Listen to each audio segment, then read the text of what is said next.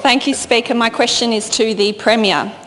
Premier, on the 30th of November, thousands of students across Victoria went on strike from school and marched past this very building. They were demanding that politicians protect them from dangerous climate change by keeping fossil fuels in the ground.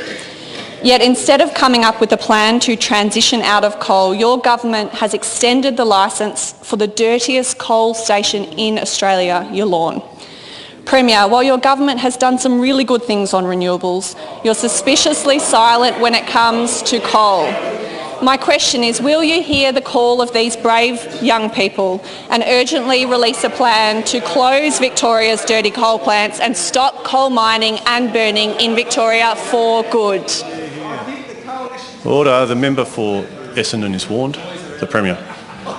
Thank you very much, Speaker, and I do thank the member for Melbourne for her question, and I don't want this moment to pass by. The member for Melbourne just said we'd done some good things in this area. No, and I'm very grateful for that. By industry standards, that's a massive concession from the Green political party.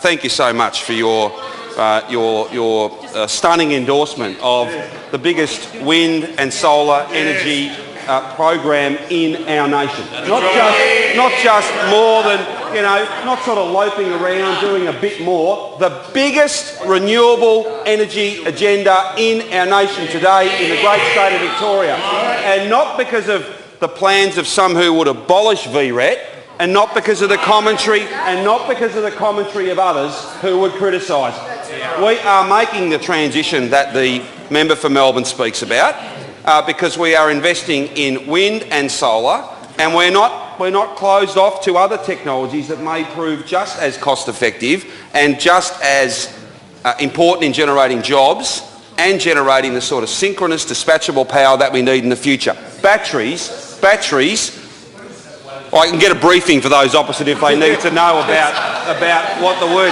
synchronous and dispatchable power means. They're a bit confused. Yeah, it's a bit, and I don't know. Oh God, goodness me. You've obviously learned a lot. Those opposite are opposed to VRET. We are taking it to 50%. 50%. We are making the very transition that the member for Melbourne says she's concerned about. And what's more, I would point out to her that perhaps the transition that she's concerned about might well have occurred some time ago, or might well be closer in real terms if at a national level we had some leadership, and part of that leadership, I'm not just having a go at the Morrison minority government or the Turnbull government before that or the Abbott government before that. I'm also, I think, making a fair point that Green representatives in the Senate decided that perfect was better than good, and that if you weren't going to have an absolutely perfect system, then you would scuttle the lot. That's a preferred outcome. And whilst I'll defend the member for Melbourne's right to take that sort of a purist view, where everybody other than the Greens should compromise. That's the way it works. Everybody other than the Greens should compromise. I'll defend your right to have that position. It doesn't mean I need to agree with it, and I don't.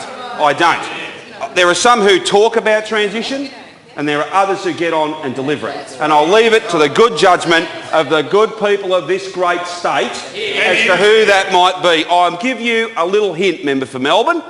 There's just about 7 up here, and then it goes all the way around there. And they're the people who are making the transition.